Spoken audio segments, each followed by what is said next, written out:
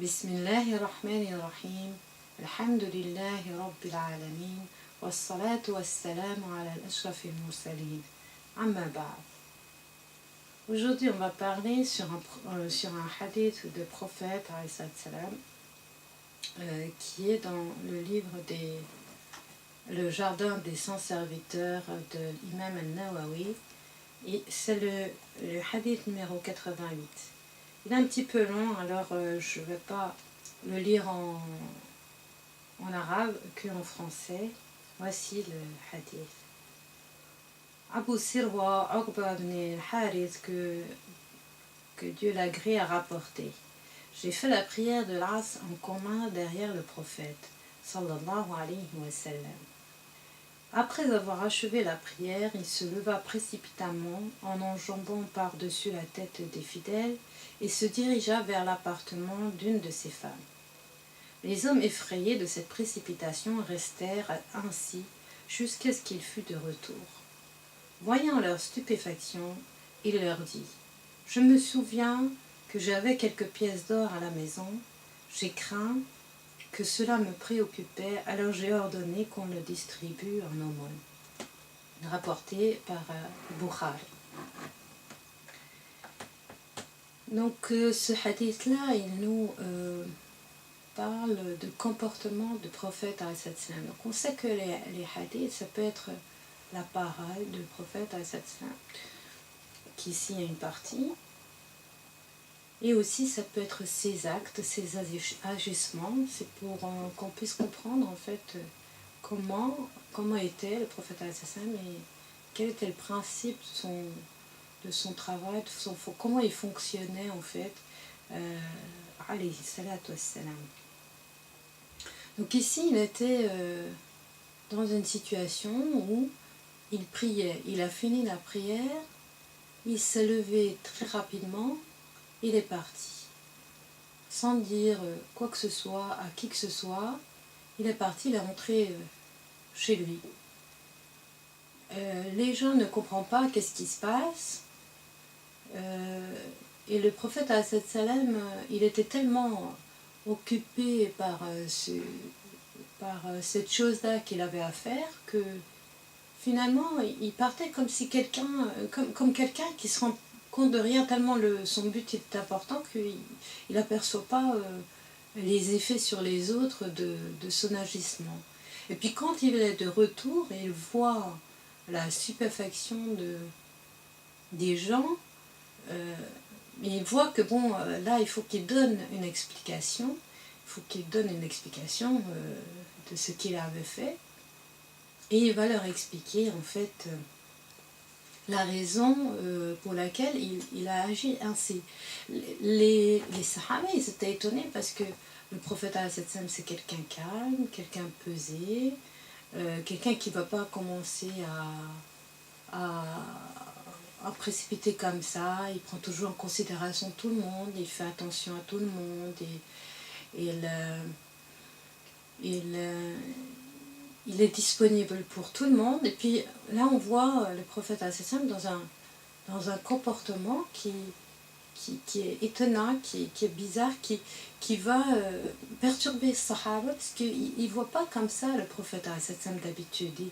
Il ne le voit pas de cette manière, que dominé par une idée, il va partir. Ou bien, si vraiment il se comporte de cette manière, le prophète al-Sassam, ça peut vouloir dire qu'une chose, quelque chose de très grave, quelque chose de très important, parce que si ce n'était pas comme ça, il n'aurait été pas si pris par cette chose-là. Si cette chose était tellement...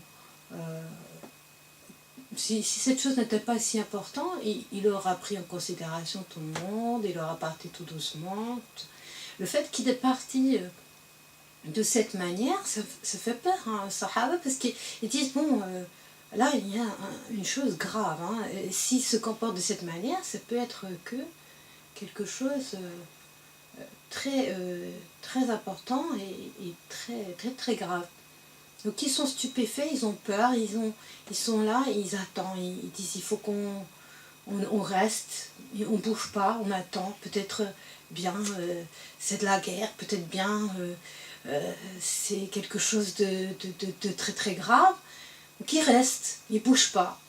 Et le prophète al-Sassam, il ressort, et il voit ces têtes-là qui attendent le pire, ils attendent, il nous arrive une chose très très grave, et c'est pour ça qu'il doit les apaiser, il doit leur dire ce qu'il fait, ce qu'il a fait.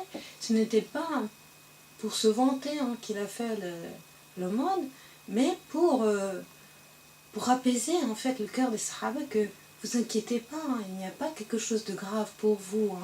C'était par contre quelque chose d'extrêmement grave pour moi. J'ai senti le vent de préoccupation de l'argent. J'ai senti que ces quelques pièces d'or, ils vont peut-être entrer dans ma tête en tant que pensée. Ils vont me perturber, parce que moi, il faut que je me concentre uniquement, exclusivement au service d'Allah Ta'ala. Je n'ai pas à réfléchir sur l'argent que j'ai chez moi. Cette pensée-là, elle est si grave pour le prophète qu'il faut qu'il règle tout de suite. Ce n'est pas l'aumône qui était si urgent.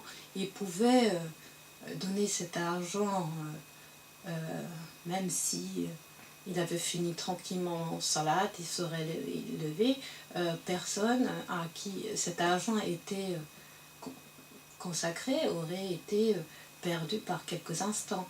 Ce qui est une urgence pour le prophète, c'est qu'il ne peut pas accepter qu'une petite pensée, que quelque chose de minime perturbe le message. Il faut qu'il n'y ait rien qui perturbe le message. Il ne faut pas que la vie terrestre perturbe le message. Il ne faut pas que juste penser à une pièce d'or perturbe le message. C'est quelque chose si grave pour le prophète qu'il faut qu'il agisse tout de suite. Il ferme la porte.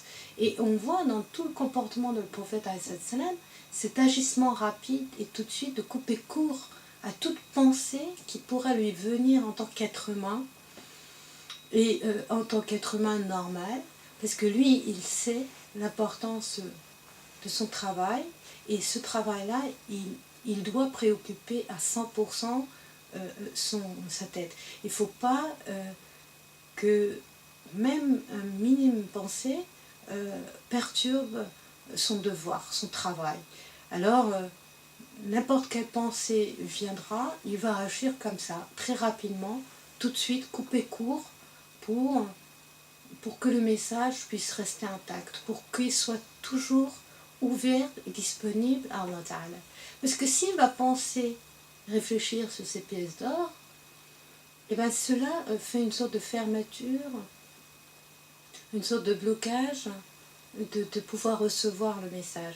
Et même le minime de blocage, le minime de fermeture, ne doit pas l'avoir. Il doit être ouvert jour et nuit, 24/24, à recevoir d'Allah Ta'ala le message, la direction du monde. Il le sait très bien que par ce message-là, le monde va être dirigé dans la bonne direction, et il est dévoué à 100% à cela. Il craint d'être perturbé dans tout cela. Et c'est pour ça que Aïcha Radharana a dit, mais pourquoi tu pries autant? Pourtant, Allah Ta'ala, il t'a promis qu'il te pardonne tes péchés passés et futurs. Tu parles de cette dunya, et il t'a promis dans ta vie que tu vas partir de cette dunya sans péché, parce que tous tes péchés sont pardonnés. Alors, pourquoi prier autant? Alors le prophète, il répond, alors je ne dois pas être remercié, je ne dois pas être un serviteur qui remercie le Seigneur, qui s'ouvre, qui continuellement est ouvert à ce Seigneur qui a pardonné mes péchés pour que je puisse avancer. Il a mis toutes les conditions nécessaires dans le corps, dans l'être, dans le psychique de prophète al-Salam pour être disponible au message. Le fait que ses péchés ils sont pardonnés, c'est qu'il n'a plus à réfléchir sur ces péchés-là, essayer de les corriger. Il est complètement disponible pour Allah, il est complètement disponible pour le message. Il devient comme un récepteur continu. Et cette réception continue, comme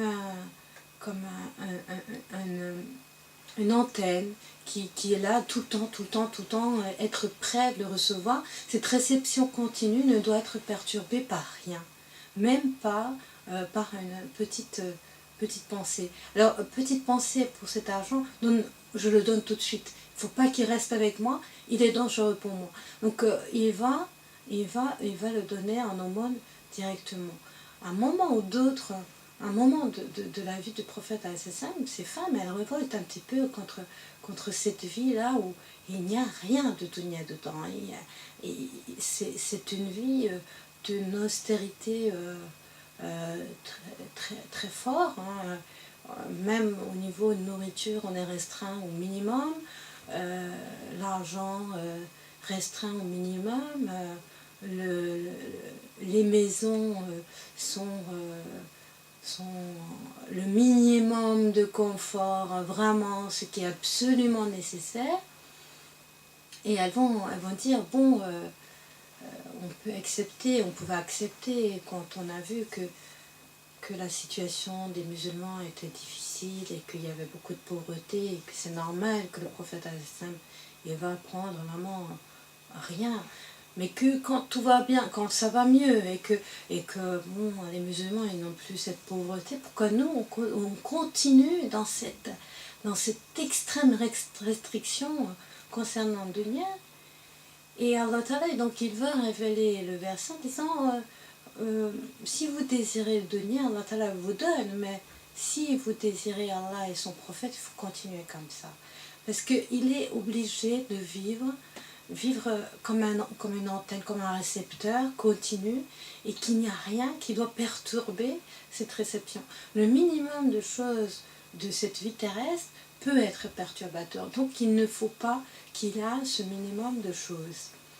Et le prophète al-Salam, il est conscient parfaitement de tout cela, et lui-même il fait l'effort d'éliminer de son environnement tout ce qui peut être perturbateur, ne risque que quelques pièces de monnaie, quelques pièces d'or, et tout de suite changer cette vie terrestre, qui est l'argent, qui est le bien matériel, en une action qui est faite pour Allah, en une action qui est destinée à Allah. Donc, Allah m'a donné de l'argent, tout de suite je le donne, parce que là il aime, Allah il aime, ça y est, je suis en harmonie avec le message. L'argent il ne doit pas rester, parce qu'il faut qu'il aille tout de suite, il retourne à Allah. Allah il a donné l'argent, il a donné ses pièces d'or, il faut qu'il retourne tout de suite à Allah. Comme ça, ce retour, le fait de le donner en aumône, on le fait retourner à Allah ce qu'on a reçu de lui. Tout de suite il y a la possibilité d'ouverture, ce mouvement recevoir et donner tout de suite. Tout ce que je reçois, je donne, je ne garde rien. C'est un peu ça, la vie du prophète al-Salam. Il reçoit le message, il le donne. Il reçoit quoi que ce soit, il le donne. Il ne garde rien pour lui, parce que lui, il n'est qu'un transmetteur, il n'est qu'un avertisseur, il n'est qu'un un passage nécessaire pour que l'humanité puisse connaître le message. Il est parfaitement conscient qu'il faut que ce passage il soit ouvert continuellement, que ce passage il soit toujours vide de tout. Il ne doit rien garder. Hein. Il est le puits. Le prophète al-Salam, il est le puits pour que l'eau puisse remonter et que les gens puissent prendre l'eau. Lui, il n'est pas l'eau. Lui, il est le transmetteur. Hein. Il est le moyen qu'Allah avait choisi pour que les gens puissent accéder à l'eau. Hein. Donc l'eau il vient, le puits il est creusé. Lui il doit être solide et fort et ne jamais arrêter, hein, sa place doit être solide et ainsi les gens ils vont pouvoir puiser continuellement. Et le prophète al-Salam il a tellement fait bien son travail que jusqu'à nos jours il est le puits pour qu'on puisse avoir accès au message, qu'on puisse puiser. Donc on prend de ses actions, de ses mots, de ses actes, encore et encore, le message qu'Allah Ta'ala avait voulu communiquer à l'être humain. Malgré que le prophète, salam, ça fait plus que 1400 qu'il est mort, il est encore là, comme un puits, pour pouvoir puiser continuellement de messages qu'Allah Ta'ala nous a envoyés. Il est encore là pour nous, hein, avec le message qui lui a été révélé, avec le Coran qu'on peut prendre dans notre main tous les jours, qui était lui l'intermédiaire qu'Allah Ta'ala avait choisi, avec ses paroles, avec ses actes qu'on a rapportés de lui. Il est toujours là pour nous, pour qu'on puisse puiser. Et l'eau de cette puits ne se termine jamais. Cette eau, enfin, se termine le jour du jugement. Et c'est pour ça, lui, le dernier prophète, parce qu'à partir de lui, il n'y a plus besoin d'un autre puits pour recevoir le message d'Allah. Lui, il est toujours là, vivant dans notre cœur, vivant dans ses paroles, pour que continuellement les humains puissent prendre le message, continuellement les humains puissent être guidés. Et il était, on voit dans cette hadith à quel point conscient de son message, de son travail, et ainsi que nous pouvons aujourd'hui profiter d'être guidés, profiter de comprendre le vrai sens de message. Et c'est pour ça que continuellement dans nos prières, nos jours, le jour de vendredi, le matin et le soir, on doit toujours répéter Allahumma salli ala Sayyidina Muhammad wa ala ali Sayyidina Muhammad kama sallayta ala Sayyidina Ibrahim wa ala ali Sayyidina Ibrahim wa barik ala Sayyidina Muhammad وعلى آل سيدنا محمد كما باركت على سيدنا إبراهيم وعلى آل سيدنا إبراهيم في العالمين إنك حميد مجيد سبحان ربك رب العزة عما يصفون والسلام على المرسلين والحمد لله رب العالمين.